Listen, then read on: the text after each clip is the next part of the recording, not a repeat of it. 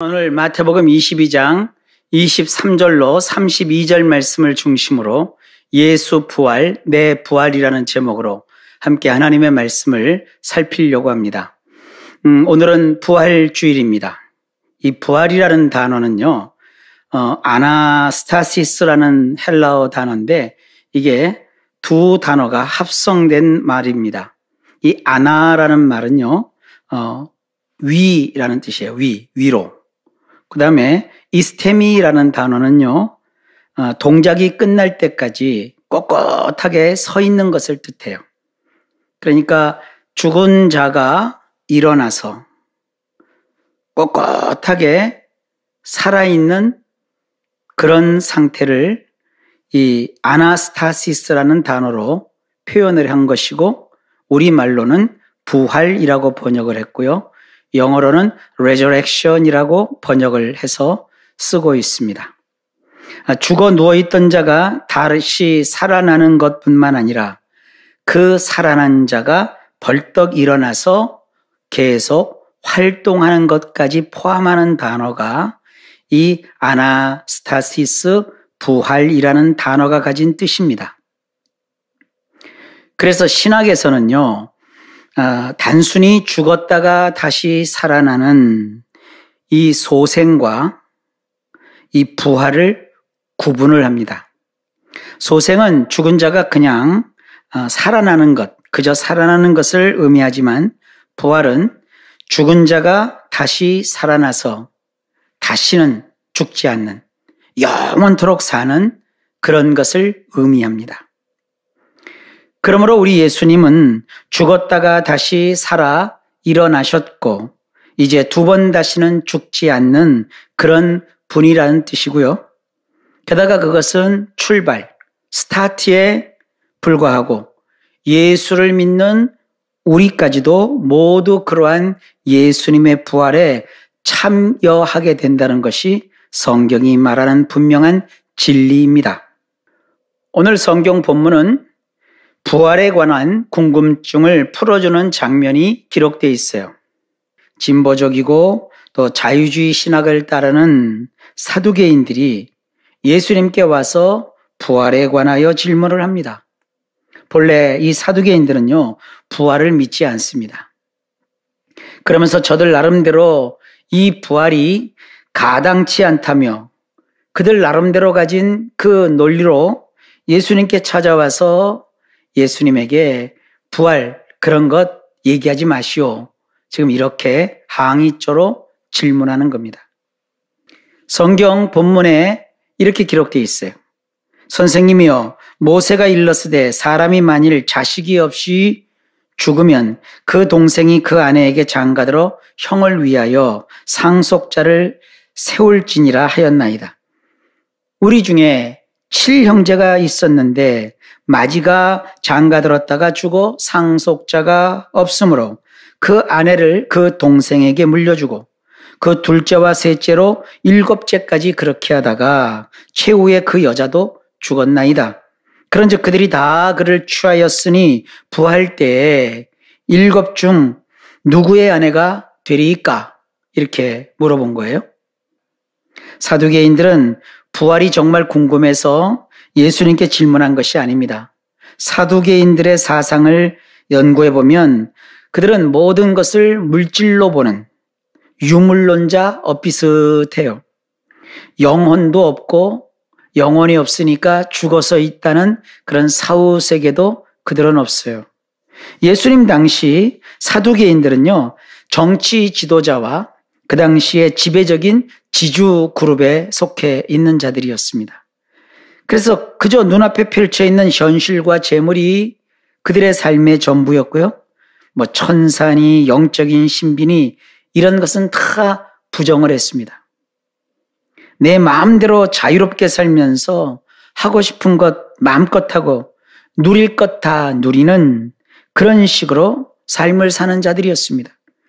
그런 자들이 예수님께 와서 지금 시비를 걸고 있는 거예요. 예수님 보아하니 당신은 나이도 젊은데 사람들에게 그렇게 헛소리나 틱틱하면 안 됩니다. 무슨 있지도 않는 천국이니 영생이니 부활이니 그딴 것을 사람들에게 자꾸 강조하는 건 그건 잘못된 거 아닙니까? 우리가 지금 당신을 생각해서 찾아왔으니 우리 말을 좀 듣고 생각을 바꾸십시오. 이런 투예요. 그러면서 가짜않게 모세가 시내산에서 받은 율법의 창시자이시며 온 우주 만물을 창조하신 예수님을 몰라보고 예수님 앞에서 까불까불 나불나불 데리고 있는 거예요. 본래 이 형사취수제라고 하는 것은요, 형이 무자한 상태에서 죽게 되면 그 남아있는 재산과 땅과 가문을 보존하기 위해서 형수를 아내로 들여 자식을 낳아 그 동생이 죽은 형의 이름으로 상속자를 삼는 율법으로 정한 사회 제도입니다. 형사취수제와 함께 등장하는 것은 이 친척 안에서 반드시 지켜야 되는 토지무르기라는 율법이 있습니다. 이 형사취수제와 토지무르기를 통한 사회적 효과가 커요. 이스라엘 공동체를 구성하는 것은요, 이 부동산 공개념이거든요. 우리야 땅을 쉽게 사고 팔고 이 부동산을 재테크로 사용을 하지만 이스라엘은 그럴 수가 없는 거예요. 이스라엘은 12지파가 있는데 그 지파별로 정해준 구역이 있고요. 그리고 땅이 있어요. 그 구역을 이렇게 경계하는 지게표를 함부로 옮기면 큰일 납니다. 그래서 이스라엘은요, 처음부터 부동산 공개념이 있던 나라고요. 그리고 그들을 구성하고 있는 12지파 각각에게 하나님이 나름 주신 언약들이 있거든요. 그 언약들을 흐트러짐 없이 보존하고 성취하는 그런 효과가 이 형사취수제와 토지무르기 제도를 통해서 이어지는 거예요. 심지어 이 형사취수제와 토지무르기를 배경으로 쓰인 성경이 구약의 룻기입니다. 만일 이 룻기에 나오는 보아스가 모압 여인 룻을 자기 아내로 받아들이지 않았다면, 그리고 그 둘 사이에 낳은 자식인 오벳을 통해 전형적인 토지무르기, 바로 유다 지파에 속한 엘리멜렉 가문의 죽은 아들, 그러니까 원래 룻이라는 모압 여인의 남편 기럐의 대를 이 룻과 보아스 사이에서 낳은 오벳이라는 그 자식을 통하여 대를 잇게 하지 않았다면 결국 오벳이 이새를 낳고 또 이새가 다윗을 낳았거든요. 그리고 그 다윗의 후손으로 누가 오셨죠? 우리 예수님이 오셨단 말이에요. 이러한 메시아의 계보가 중간에서 끊기고 말았을 거예요. 그러니까 그 대가 끊기면 오늘날 예수 그리스도가 이 땅에 오셔서 십자가를 지시고 또 못 박혀 피 흘리시고 장사하신 바 되셨다가 사흘 만에 부활하시고 우리의 구원을 이루신 다음 하늘로 오르셔서 자기의 그 이루신 구원을 성부 하나님께 보이시고 하나님 보좌 우편에서 오늘날 우리를 다스리는 이와 같은 일이 불가능해진 거예요. 그래서 우리가 볼 때는 한 사회 통념이고 통속이고 고대인들의 어떤 풍습 같은 이 형사취수제와 토지무르기 제도가 우리 주 예수 그리스도께서 이 땅에 오셔서 구원을 이루시고 우리가 예수를 믿는 그리스도인, 하나님의 자녀, 그리고 저 영원한 천국까지 이어지는 굉장히 중요한 역할을 하는 율법의 제도거든요. 다시 말해 형사취수제는 결국 예수님이 이 땅에 오시기까지, 예수님이 오시면 마귀는 완전히 쫄딱 망하는 거거든요. 그러니까 마귀가 혈안이 되어서 예수님이 이 땅에 오시는 그 모든 경로를 차단하는 데 혈안이 되어 있거든요. 이 마귀는 갖은 계략과 술수로 예수님 오시는 이 메시아가 오시는 것을 방해했거든요. 그리고 메시아의 가문이 이 땅에 제대로 대를 잇지 못하도록 마귀가 굉장히 많은 일들을 했어요. 하나님은 그렇지만 이 메시아의 가문을 유지하고 보존하시기 위해서 모세 이후 율법으로 약 1500년 동안 하나님의 그 계획을 이루시기 위해서 정말로 필요한 이 형사취수제를 통하여 일하셨어요. 이 형사취수제는 영원한 것이 아니고요. 예수님이 오실 때까지 반드시 이스라엘 사람들에게 필요했던 그러한 제한적인 조치였다고 보시면 돼요. 형사취수제는 그저 고대 근동 지역에서 무슨 미개했던 고대인들이나 따랐던 문화풍습이 아니라고요. 하나님이 고대 사회에 적극적으로 개입하셔서 메시아이신 예수님을 이 땅에 보내어 우리의 구원을 완성하시기 위한 선제적인 조치였어요. 성경을 조금만 면밀하게 연구하고 살피면 다 알 수 있는 이런 내용을 사두개인들은 전혀 신경을 쓰지 않았어요. 그러면서 엉뚱하게도 너무나 중요한 기독교의 핵심 가치인 이 부활에 대하여 부활이 없다는 억지 논리를 펴는데 이 형사치수제를 예로 들면서 자기들의 주장을 펼치고 있는 거예요. 이에 대하여 우리 주님께서 단호하게 말씀하십니다. 너희가 성경도 하나님의 능력도 알지 못하는 거로 오해하였도다. 부활 때에는 장가도 아니 가고 시집도 아니 가고 하늘에 있는 천사들과 같으니라. 그러면서 부활신앙에 관한 아주 중요한 진리를 알려주십니다. 죽은 자의 부활을 논할진대 하나님이 너희에게 말씀하신 바 나는 아브라함의 하나님이요 이삭의 하나님이요 야곱의 하나님이로라 하신 것을 읽어보지 못하였느냐. 하나님은 죽은 자의 하나님이 아니요 살아있는 자의 하나님이시니라. 우리 인간의 시간으로 따지면 아브라함 그리고 그 자식 이삭 그리고 그 자식 야곱, 이들은 예수님 시점으로 보면 모두 과거에 있었던 과거의 사람이고 과거의 인물이에요. 그런데 예수님은요, 그 당시에 현재형으로 이 세 사람 모두 한 사람씩 현재 그 앞에 있는 자들처럼 언급을 하세요.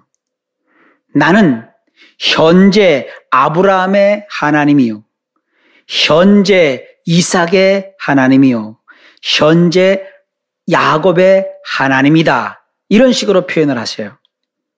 시간과 공간의 제한을 받는 인간 입장에서는 아브라함이 1대고 그리고 그 다음 이삭이 2대고 그리고 야곱이 3대예요. 그러나 하나님 앞에서는 아브라함도 이삭도 야곱도 모두 현재의 사람이에요. 그러면서 하나님은 죽은 자의 하나님이 아니요 이처럼 살아있는 자의 하나님이라고 예수님이 선언하십니다. 이런 일이 벌어지는 타이밍이 바로 부활의 때입니다. 오늘은 부활에 대하여 기록하고 있는 성경 구절들을 통해서 부활에 대한 확실한 이해를 돕고자 합니다. 많은 분이 이 고난주간 또 예수님의 부활 이렇게 기독교의 교회력에 따른 이러한 그 형식에만 치중하다 보니까 예수님의 그 죽으심과 부활 사이에 일어난 너무나도 소중하고 너무나도 중요한 일들이 있는데 그건 잘 모르고 계시더라고요. 자, 부활 전에 예수님께서 십자가에서 운명을 하실 때 이런 일이 벌어졌어요. 마태복음 27장 50절입니다. 예수께서 다시 크게 소리 지르시고 영원히 떠나시니라. 그때 어떤 일이 벌어졌느냐 하면 51절에 보면 이에 성소 휘장이 위로부터 아래까지 찢어져 둘이 되고 세상에 땅이 진동하여 바위가 터지고 그리고 52절에 보면 무덤들이 열리며 자던 성도의 몸이 많이 일어나되, 예수님이 죽으시던 그 시간에 무덤이 열리고 무덤 속에 자던 성도들이 그 몸이 많이 일어났어요. 그리고 어떤 일들이 또 이어지느냐 하면 예수님이 부활하신 다음에 53절에 보면 예수의 부활 후에 그들이 무덤에서 나와서 거룩한 성에 들어가 많은 사람에게 보이니라. 그러니까 이 무덤에서 나온 사람들, 이들은 부활했다고 하는 게 아니라 소생한 사람들이죠. 이 사람들이 거룩한 성 예루살렘에 가서 죽었던 사람인데 살아서, 멀쩡히 살아서 막 사람들에게 자기 자신을 보인다는 거예요. 그러니까 예수님의 부활은요, 예수님 한 분만 죽으셨다가 꼴랑 살아나시고 뭐 이런 거 아니에요. 예수님의 그 죽으심과 부활은 인간의 몸이, 죽었던 인간의 몸이 다시 살아나는 이 엄청나고 놀라운 일들의 시작을 알리는 그러한 출발점이라는 것을 성경은 우리에게 명확하게 알려주고 있는 거예요. 이 점을 우리 성도님들이 놓치시면 안 됩니다. 예수님의 부활은 예수님으로만 끝나는 게 아니라 바로 우리의 부활로 이어지는 거예요. 그 다음에 살펴볼 말씀은 요한복음 5장 28절로 29절입니다. 이를 놀랍게 여기지 말라. 무덤 속에 있는 자가 다 그의 음성을 들을 때가 오나니 선한 일을 행한 자는 생명의 부활로, 악한 일을 행한 자는 심판의 부활로 나오리라. 자, 예수님이 하신 이 말씀에 따르면 부활도 두 종류의 부활이 있어요. 하나는 생명의 부활이 있고 다른 하나는 심판의 부활이 있어요. 여러분, 부활이라는 그 말 자체에 너무 매달리지 마세요. 부활은 제가 서론에도 말씀드렸지만 죽었다가 다시 일어나서 다시는 죽지 않는 거예요. 그런데 생명의 부활을 해야지 심판의 부활을 하면 안 돼요. 그래서 이 말하는 이 생명이라는 것은 조회라고 하거든요. 제가 이 조회를 참 많이 강조하고 우리 성도님들에게 설교를 했어요. 이 조회라는 말은요, 생명력이 넘치는 삶을 뜻해요. 그러니까 죽은 자가 부활했다고 해서 다 이런 생명의 부활을 하는 것이 아니라 선한 일을 행한 자는 이런 생명의 부활을 한대요. 이 생명의 부활이라는 말은 뭐냐 하면 영원한 생명, 영생을 누리며 기쁘고 즐겁고 행복하게 지낼 수 있는 그러한 부활을 뜻하는 것이고요. 그 다음에 심판의 부활이 있는데 여기서 나오는 이 심판이라는 단어는요, 크리시스라는 헬라어인데 이것은 정죄를 위한 심판을 뜻하는 거예요. 그러니까 재판을 받아서 무죄냐 유죄냐 이걸 따지는 게 아니라 이 재판을 받는 사람은 다 유죄예요. 유죄인데 형량이 달라지는 거예요. 그 달라진 형량에 따라서 영원히 죽지 않고 용서가 없고 또다시 제2회 갱생할 수 있는 기회조차 없는 그런 영원한 형벌로서의 부활이 있다는 거예요. 여러분, 어떤 부활에 우리가 참여하는 자일까요? 예수를 믿는 사람은요, 이 심판의 부활과는 전혀 상관이 없어요. 예수를 믿는 사람들은 다 생명의 부활에 참여해서 주님이 주시는 영원한 생명을 누릴 수 있는 거예요. 이 예수님이 직접 하신 말씀이에요. 우리는 예수님의 그 부활의 능력으로 생명의 부활에 참여하는 자인 것을 믿으시기 바랍니다. 그 다음에 요한복음 11장 25절로 26절입니다. 예수께서 이르시되 나는 부활이요 생명이니 나를 믿는 자는 죽어도 살겠고 무릇 살아서 나를 믿는 자는 영원히 죽지 아니하리니 이것을 내가 믿느냐. 자, 예수님은 예수님 자신에 대해서 두 가지를 말씀하세요. 하나는 나는 부활이다. 아나스타시스다. 또 다른 하나는 나는 생명이다. 나는 조회다. 아나스타시스. 죽었다 다시 살아나서 영원히 죽지 않게 되는 것. 그리고 생명, 이 조회는 영원토록 살맛나게 사는 이 생명력 넘치는 삶. 이 모든 것을 쥐고 계시는 분, 그분이 예수님이시라는 거예요. 그러니까 여러분들, 예수님은 우리를 생명의 부활로 이끄시고 그리고 그 넘치는 생명력으로 영생할 수 있도록 하시는 이런 위대하고 놀라우신 분이라는 거예요. 그러면서 이렇게 그 효과를 말씀하고 있습니다. 보세요. 나를 믿는 자는 죽어도 살겠고 그랬어요. 그래서 이 죽어도라는 이 단어는요, 누구나 죽는 그러한 몸의 죽음, 자연스러운 죽음. 이 자연에 태어난 사람들은요, 다 죽잖아요. 누구나 죽는 그 죽음을 뜻하는 단어고요. 이렇게 누구나 죽는 이 죽음을 죽는데 죽었다 해도 어떻게 되느냐? 살겠고 그랬어요. 그래서 이 산다는 것은요, 뭐 죽었다가 깨난다든지 죽었다가 눈만 탁 뜬다 이런 뜻이 아니라요. 짜오라는 단어인데 이것은 육체를 가지고 사는 그러한 삶. 죽은 자라도 자연에 의해서 자연사를 한 자, 이 세상에 죽는 모든 사람들이 다 여기에 해당하잖아요. 이렇게 죽은 모든 사람도 그 죽은 몸이 아니라 살게 되는 영원한 몸을 가지고 몸을 입고서 산다는 거예요. 그리고 또 한 가지는 무릇 살아서 나를 믿는 자라고 그랬어요. 그래서 무릇 살아서 할 때 이 살아서도 짜오라는 단어인데 이건 뭐냐? 현세에서 지금 육체를 가지고 살아가는 자, 그런 자가 어떤 상태냐? 예수님을 믿어요. 예수님을 믿으면 그 사람은 어떻게 되느냐? 영원히 죽지 아니하리라. 그래서 죽지 아니하리라는 단어도요, 조금 전에 말했던 죽었다는 단어와 똑같은 단어예요. 육체적으로 이제 죽지 않는다는 거예요.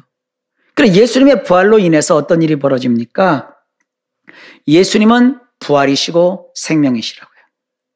그러니까 예수님 없는 부활, 예수님 없는 생명은 아무런 의미가 없는 거예요. 예수님은 어떤 권한을 가지고 계시고 우리에게 어떤 효과를 발휘하시느냐 하면, 자, 어떤 사람이 죽었어요. 몸이 죽었어요. 무덤에 있어요. 예수님은 부활이시고 생명이시라 그 사람을 살리셔요. 살리셔서 그에게 새로운 몸을 입혀주시고 새로운 몸을 갖게 하셔서 그가 새로운 육체를 가지고 조회, 영원토록 살만나게 살 수 있도록 하셔요. 자, 부활의 때에 살아있는 사람이 있을 거 아닙니까? 우리 같이 육체를 가지고 살아있단 말이에요. 그 사람은 근데 믿음 생활을 하는 사람이에요. 예수를 믿는 믿음을 가진 우리 같은 그리스도인인데 부활의 때에 어떻게 되느냐? 그 사람은 그 육체가 죽지 않는데요. 이것이 놀라운 예수님의 약속의 말씀이고 성취될 예언입니다. 이것이 오늘날 우리가 예수를 믿으면서 반드시 가져야 될 분명한 성경적 믿음입니다. 사도행전 24장 15절입니다. 그들이 기다리는 바 하나님께 향한 소망을 나도 가졌으니 곧 의인과 악인의 부활이 있으리라 함이니이다. 이것은 바울이 벨릭스 총독 앞에서 했던 얘기입니다. 그는 분명히 이렇게 말하고 있는 거예요. 부활은 우리 예수님을 믿는 그리스도인들이 가진 소망이다. 이 소망을 가진 자가 바로 그리스도인이다. 우리같이 예수님을 믿어 하나님 앞에서 의롭다 하심을 받은 의인만이 부활하는 것이 아니라 악인도 부활한다는 것을 지금 바울은 총독 앞에서 이야기하고 있어요.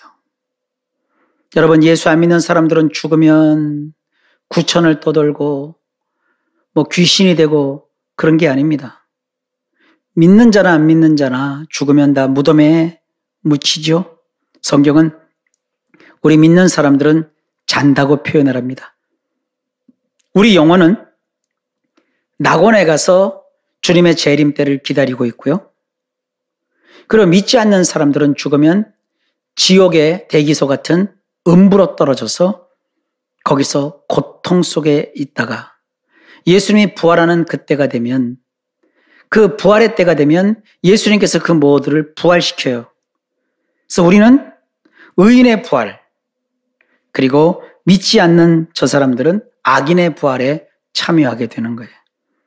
그래서 우리는 생명의 부활 속에서 영원한 조회를 누리게 되고, 악인은 심판의 부활로 정죄되어 그들은 영원한 형벌에 처해지게 되는 거예요. 로마서 1장 4절입니다.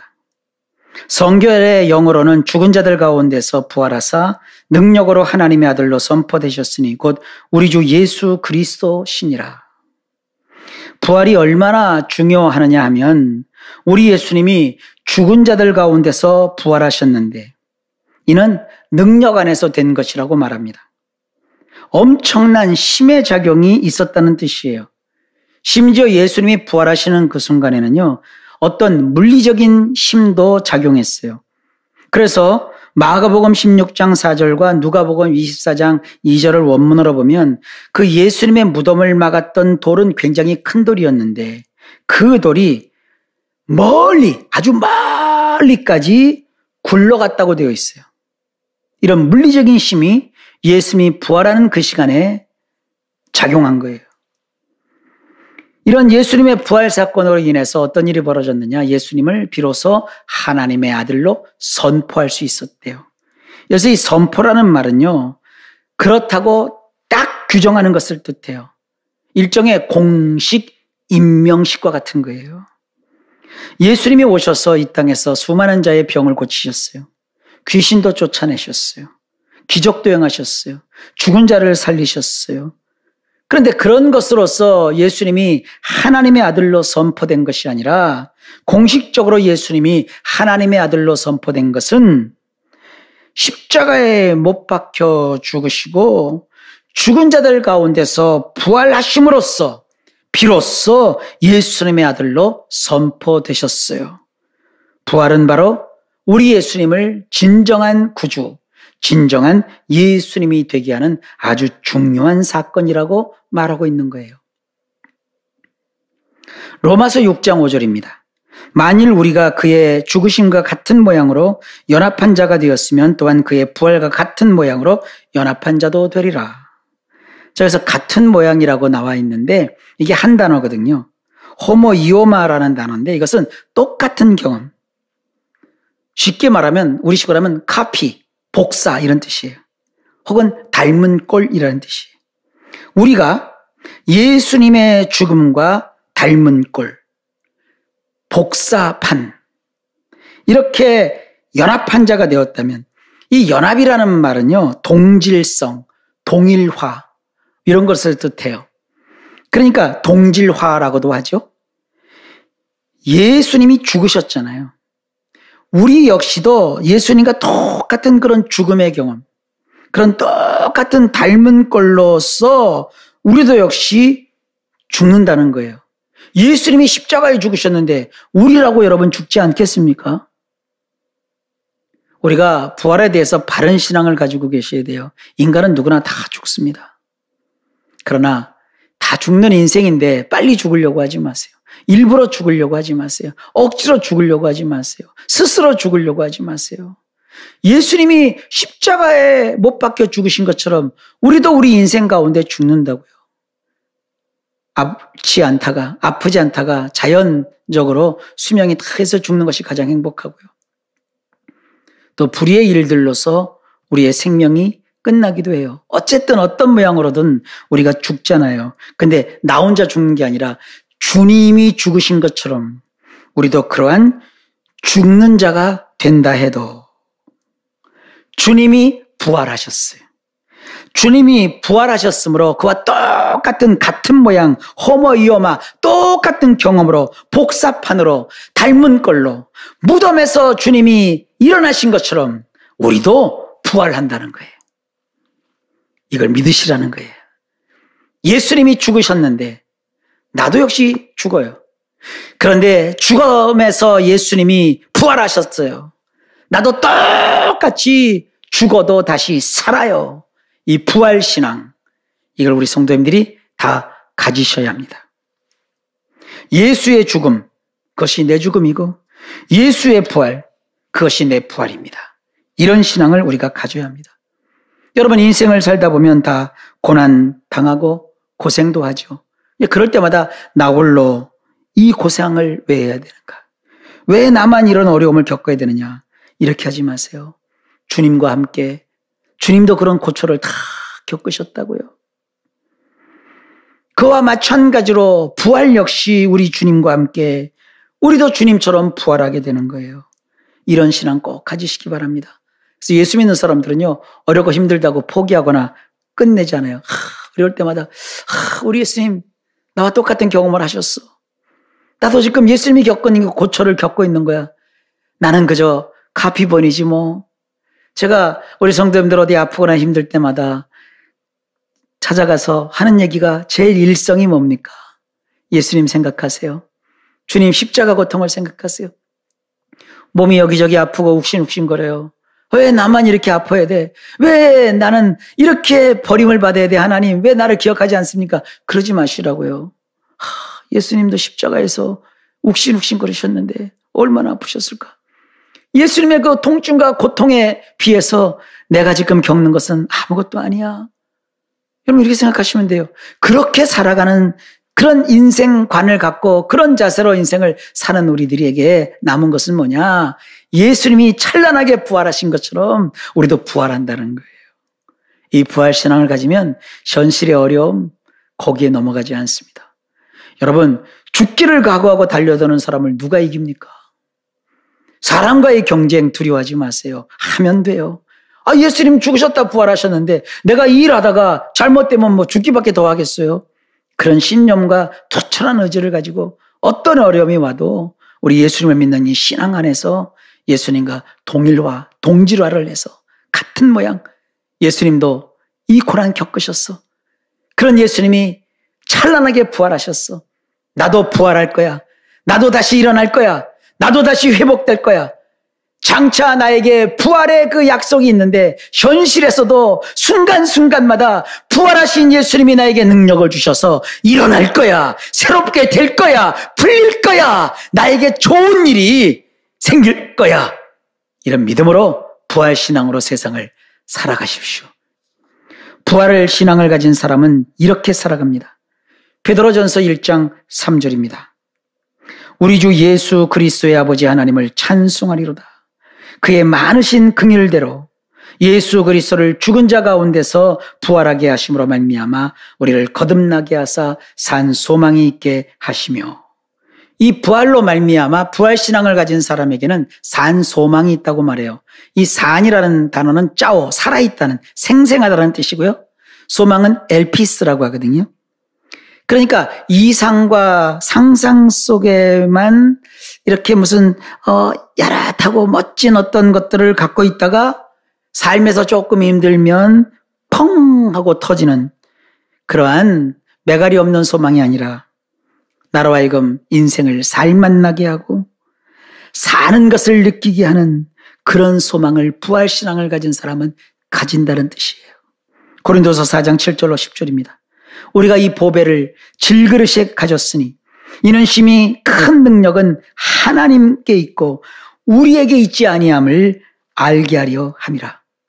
우리가 사방으로 우겨쌈을 당하여도 쌓이지 아니하며 답답한 일을 당하여도 낙심하지 아니하며 박해를 받아도 버림받지 아니하며 거꾸러뜨림을 당하여도 망하지 아니하고 우리가 항상 예수의 죽음을 몸에 짊어짐은 예수의 생명이 또한 우리 몸에 나타나게 하려 함이라.